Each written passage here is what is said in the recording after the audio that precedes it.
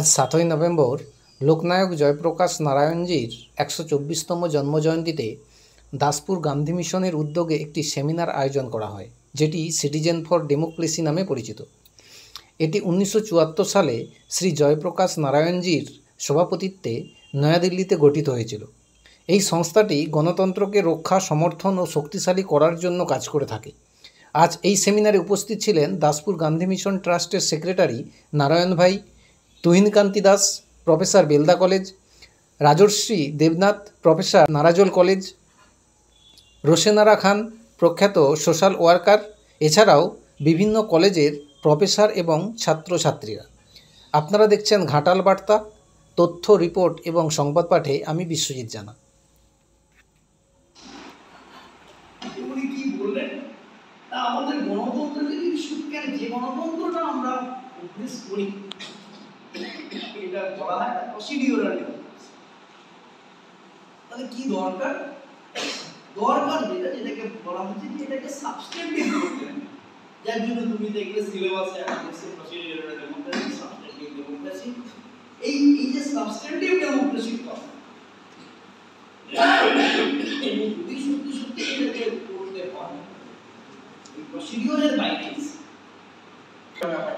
আমাদের আচ্ছা করছে দেখছি, এটা নিয়ে আমাদের লড়াই করতে হবে। হ্যাঁ, কথা হচ্ছে আপনি বলবেন আরে যদি তো অনধিকার ভাবে এনক্রোচ করে তখন কি করবেন? হ্যাঁ, নোটিশ দেবেন, নোটিশ দিতে হবে, তারপর যা করবেন তাকে একটা টাইম দিতে হবে। এমন নয় যে সঙ্গে সঙ্গে কিনা আমরা ভেঙে তুলে দিলাম, একজন পয়সা নিয়ে বসালো আর একজন তুলে দিল, হবে না, হতে পারে না। যাই হোক, আমি একটু মনে করে দেওয়ার জন্য বললাম। এখন আমাদের মধ্যে আছেন আমাদের শ্রদ্ধা দিদি রাজশ্রী দেবনাথ, তিনি নারায়ণ কলেজে আমাদের পলিটিক্যাল সায়েন্সের ডেভেলপমেন্ট ডিপার্টমেন্ট। উনি আপনাদের কাছে আরো বিস্তারিতভাবে বলবেন, ওনার আঙ্গিকে, ওনার দিক থেকে আপনারা ভালোভাবে শুনবেন। মনে করি যে আমি একটা গণতন্ত্র রাষ্ট্র করছি, মানছি গণতন্ত্রের অনেক দুর্বলতা আছে, কিন্তু এটাও ঠিক এটা রাজতন্ত্র নয়, রবীন্দ্রতন্ত্র নয়, এখানে শৈলতন্ত্র নেই। এখানে হয়তো প্রথম আমার মতবাদের মতো বাধা সৃষ্টি করা হচ্ছে, কিন্তু সেই বাধাটাকে অতিক্রম করতে হবে। কিন্তু একদম যে সুযোগ নেই তা তো নয়। এখন তো অনেক সোশ্যাল মিডিয়া এসেছে, তোমরা অনেক কিছু করতে পারো।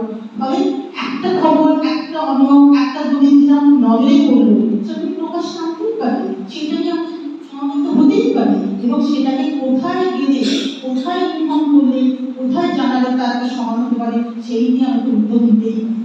তাহলে আমার মনে হয় যে আজকের এই আলোচনার সঙ্গে অনেক কথা শুনছো, এসব আমরা একদম নিজের স্তর থেকে অত্যন্ত সাধারণ, আমাদের ক্ষমতা খুব সীমিত, কিন্তু তবুও তোমরা সেই রামচন্দ্রের গল্পটা, যে যখন রামচন্দ্র সেতু নির্মাণ করছিলেন, তখন একটা কাঠবিড়ালিও তার দেহ ছেড়ে দিয়ে তাকে সাহায্য করেছিল। অর্থাৎ একটা ছোট্ট প্রাণী, সেও কিন্তু এই বিরাট বড় কাজে অংশগ্রহণ করছে। ২৬,০০০ চাকরি চলে গেল, যাদের গেল তাদের গেল, যে নিল তার কিছু হলো না, যে দিল তার হলো, যে দেয়নি তারও হলো। কোন গণতন্ত্রে আমরা বাস করছি? কোন লড়াই আমরা পৌঁছে দিতে পেরেছি? একসময় তো সবাই অপরাধী হয়ে যায়নি আমরা।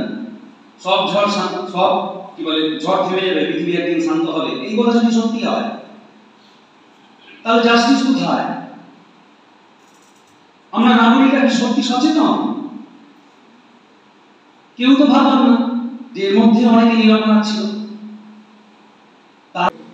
বাবার গলার জোর, অর্থের জোর কোনোটাই ছিল না, ওটা মেনে নেওয়া ছাড়া। তাছাড়া তখন বাবা মার এই মানসিকতাই ছিল মেয়েকে পড়ানো, একটা ভালো ছেলে পাওয়া যাবে বিয়ের জন্য, মেয়েকে পড়ানো, তাকে অর্থনৈতিক দিক দিয়ে স্বাবলম্বী করা, এই ভাবনাগুলো আসেনি। এটা শুধু আমার বাবা বা গ্রামে কেন, শহরেও তাই। কারণ সেই সময় যে পেপারে পাত্র চাই বিজ্ঞাপন দেওয়া হতো, সেখানে লেখা হতো মেয়ে চাকরিরত, বিয়ের পর চাকরি ছাড়তে তৈরি আছে, রাজি আছে।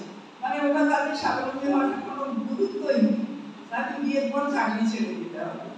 তো সেই আগেই বলে রাখছে যে তার আপত্তি নেই। অনেকে হয়তো চাকরিটা নিয়ে দেখলে হয়তো সেটা করবে না, করবে না।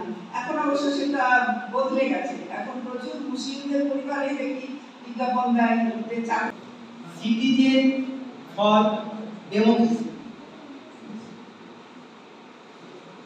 On the other hand, as a student of political science, if you search, you will have another terms, another phrase, democracy or citizen. But we have to know first of all the meaning of both the terms. Citizen for democracy and democracy for citizens. Conceptually, both are correct, but they represent the different perspective